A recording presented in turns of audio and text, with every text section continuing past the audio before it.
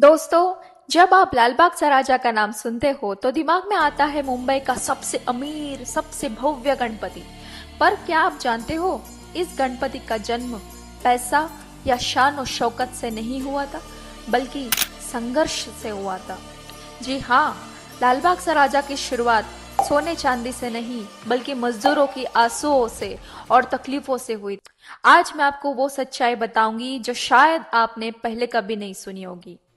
साल 1930 का मुंबई, तब इसे बॉम्बे कहते थे। लालबाग का इलाका जो आज मार्केट और भीड़ के लिए जाना जाता है, तब गिरणी मजदूरों का इलाका था। उन मजदूरों की रोजी रोटी अचानक छीन गई क्योंकि गिरनियां बंद हो गई। मजदूर बेरोजगार, भूखे और टूटे हुए थे। उनकी दिक्कतों को देखकर स्थानीय नेता और लोग एकजुट हुए और बोले, गणपति बापा ही हमारी आस है। चलो हम एक सार्वजनिक गणेशोत्सव निकालते हैं जिससे लोगों का हौसला बढ़े। यही से हुआ लालबाग चा राजा का जन्म।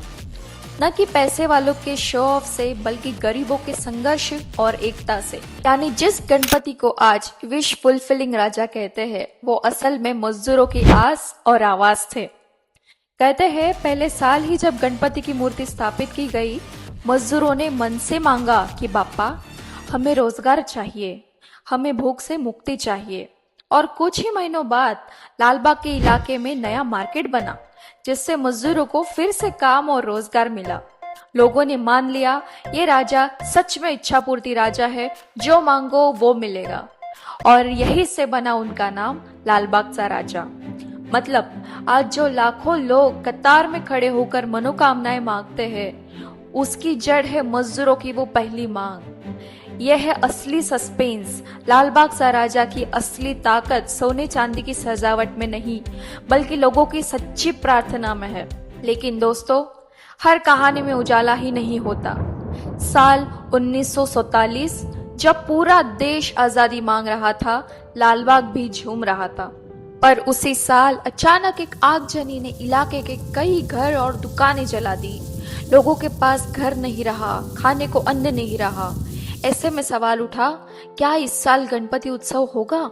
लोग टूट चुके थे, मगर लालबाग के बुजुर्गों ने कहा, अगर हम बापा को नहीं बुलाएंगे तो हमारी हिम्मत टूट जाएगी। और आग के राख से घिरे हुए लोगों ने फिर से मूर्ति बनाई, साधारण, बिना सोने चांदी के। वो साल साबित करता है लालबाग सा राजा सिर्फ धार्मिक उत्सव नहीं, बल्कि हिम्मत और एकता का प्रतीक है। तो दोस्तों, अगली बार जब आप लालबाग सा राजा के दर्शन करने जाए, तो सिर्फ उनकी भव्यता मत देखना, उनके पीछे छिपा संघर्ष देखना। क्योंकि ये राजा सोने चांदी से नहीं, बल्कि मजदूरों की आहों, सपनों और एकता से बने हैं। शायद यही वजह है कि लाखों लोग मानते हैं, जो लालबाग सा राजा से मांगोगे वो जरूर मिलेगा। पर अब सवाल ये है, क्या यह सच में बापा का चमत्कार है या लोगों की मेहनत और विश्वास का असर? सोचिएगा जरूर। तब तक मेरे साथ शामिल हो जाइए अपने गणेश जी की कहानी और फैक्ट्स जानने के लिए। और हाँ, सब्सक्राइब करना मत भूलना।